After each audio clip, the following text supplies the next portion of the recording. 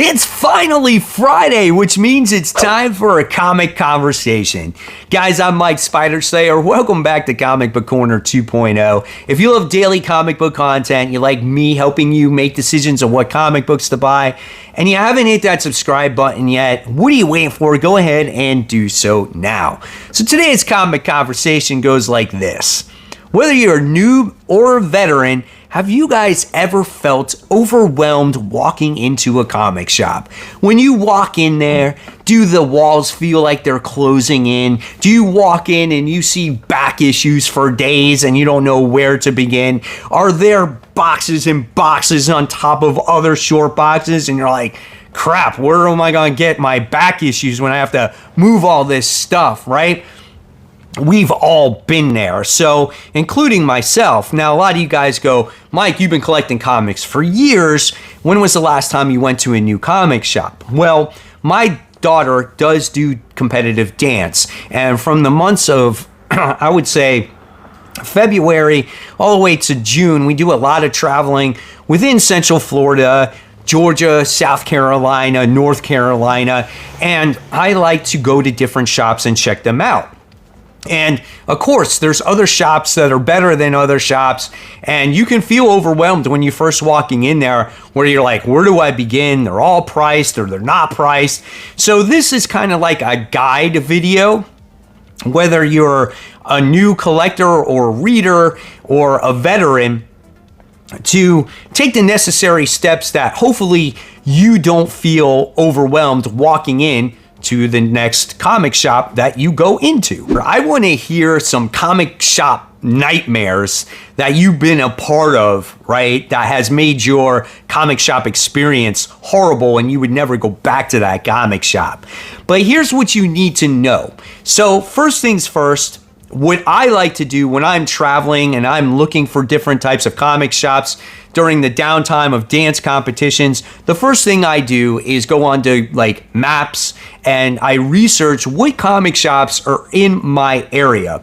So if you're traveling, obviously you should do that too. Now, if you're new to comic book collecting and you've never done this before, this is a perfect way of trying to find shops within your area, right? You're sitting there, you're going, man, you know, I want to get into comic shop. I want to get into comic collecting or reading, but I don't know any shops. Just do some basic research, right? And you're going to find a list of shops within your area. Now, the one thing I could advise here is make sure it's within a normal distance to where if you do get heavy into the hobby, you don't have to drive like an hour to a comic shop, right? You might be better off maybe ordering your comics online or whatnot. So that's what I would suggest. But hopefully you have a local comic shop that you can go to and support if you decide that you really want to go haul into this hobby. Check their hours and look for events and look for sales as well, right?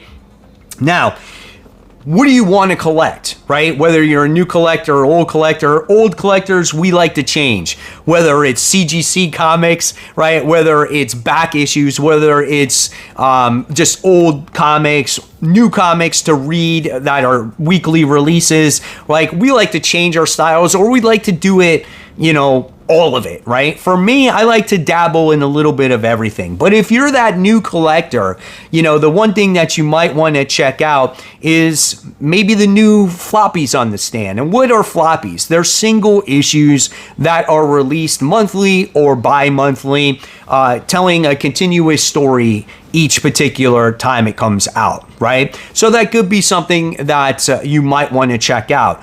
Or if you don't even want to go that route yet, you could go into the trade paperback route, right? Where it tells one huge story and it gives you enough to realize, okay, like, I like this character, I like this story, now I want to go forward with it. And then you don't have to go into the back issue bin to find like missing issues, right? Longtime collectors like the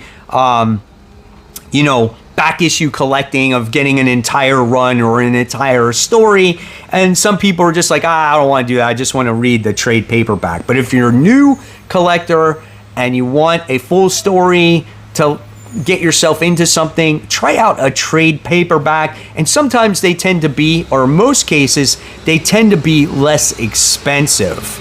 A little research does go a long way, right? You know, have something in mind that you might like. That is what I could say. Like, whether you like Spider-Man, whether you're like a fan of Batman, or you might have shown interest in the Superman movies, or if you watched Walking Dead on TV, you're an apocalyptic fan, right?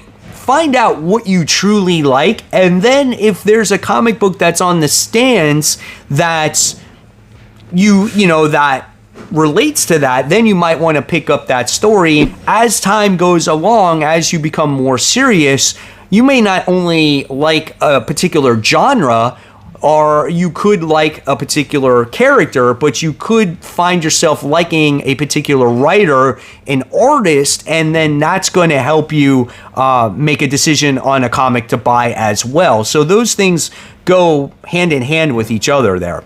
Okay, so the next thing is the layout of a store, right? I think the layout of the store is super, super important, right?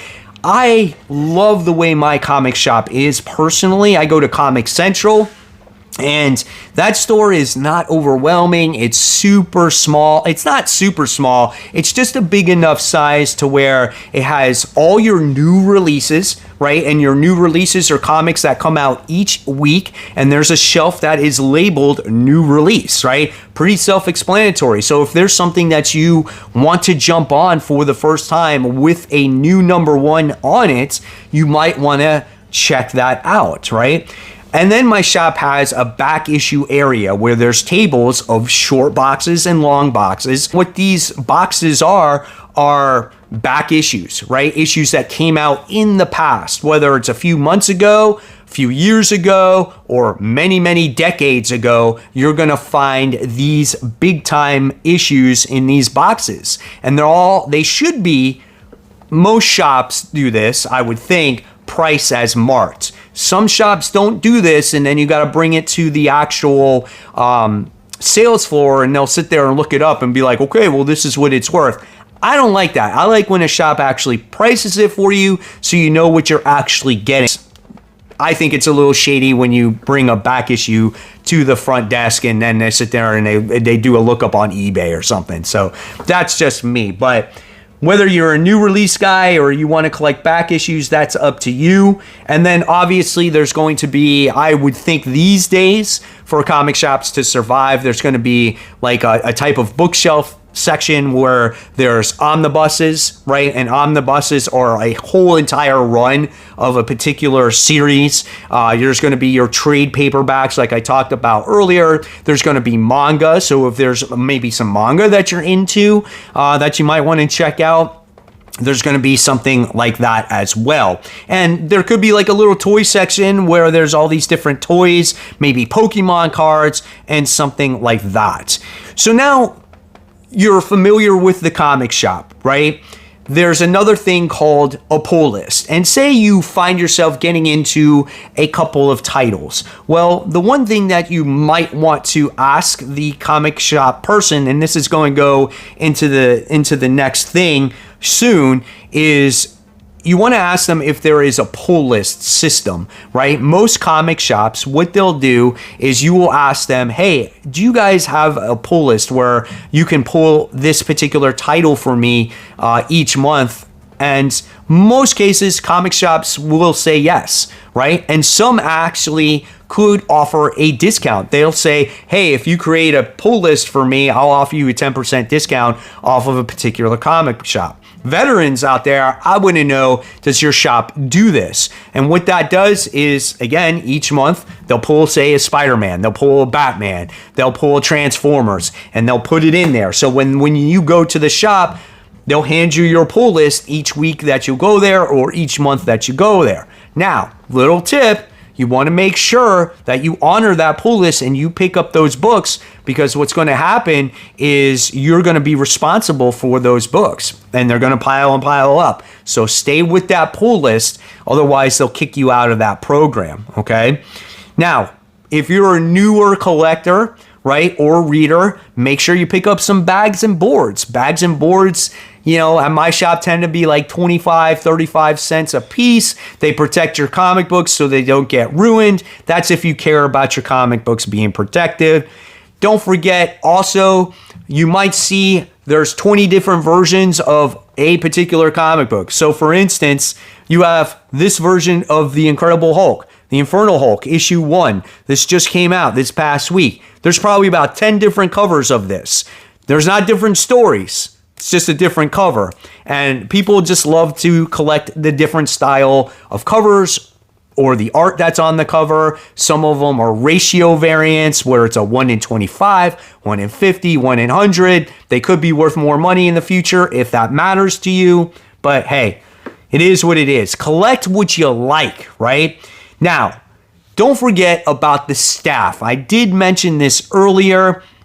They're your superpower. They're going to be the people that guide you in the right direction. So you walk into that shop the first time, instead of letting those walls close in on you guys, please ask the staff. The comic shop owners are probably going to be your nicest people. You would hope so, because they want your business, right? And so they're going to guide you in the right direction of things that you might be interested in, whether it's superhero books, whether it's post-apocalyptic books, whether it's horror, right? They're going to guide you in the right direction. Tell them what you like, and they'll recommend some solid books out there for you, okay? This will give you a good starting point, a recommendation, and things like that. Right?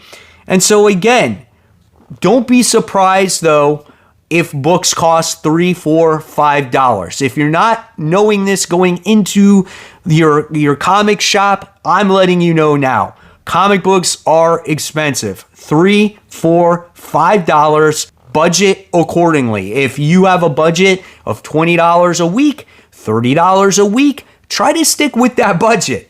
Unlike me, it's hard for me to stick with a budget because obviously I do a YouTube channel and I buy a lot of comic books, right? So it's just the way it goes. Every once in a while, you might have to take things off your pull list because it starts to get a little bit too expensive. And as many books as I do buy, I also do that as well.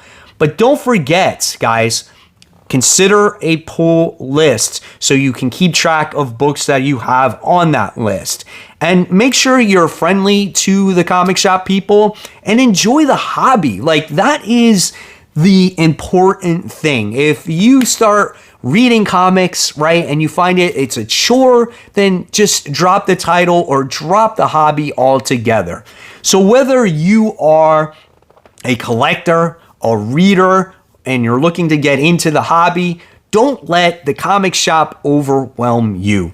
Look for the staff. Look for help. Don't be afraid to talk to the other customers. Become friends with them. Now, not every shop is going to be perfect. There is going to be a shop where you don't have the friendliest staff. It's not going to be the most organized. Books are not going to be priced accordingly. So, if you feel like it's not a shop for you, then try to find something else. There is one shop I went to, I think it is South Carolina. Was it South Carolina? I'm not sure, or maybe Georgia. Shop had wall-to-wall stuff, like from the floor to the top of the ceiling of stuff, whether it was Funkos, statues, freaking new issues, old issues, right? And it was just so overwhelming where I couldn't even begin. So then I did ask, I'm like, do you guys have other back issues? And they're like, yeah, check out this back room.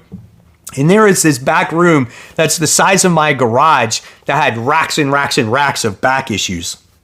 And there is no rhyme or reason to it. And I was just like, it's not even worth it.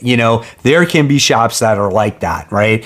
But again, it is what it is. You like what you like. But those are just some of the things that can help you guide your way through a comic shop. And I want to know in the comments below, just like I want to know your horror story, what is a good comic shop experience that you guys went through as well. So hopefully this video did help you. So whether you're a longtime reader or collector or just looking to get into the hobby, I hope I guided you in the right direction of what to look for going into a comic shop. Let me know all the comments below. Like I said, guys, if you want more content, there's always more content right here for you to click on. And of course, guys, support the local comic shops. Keep buying, keep collecting, but always remember, read your comics so we can have great comic conversation just like we did today. Guys, thanks for watching. Take care.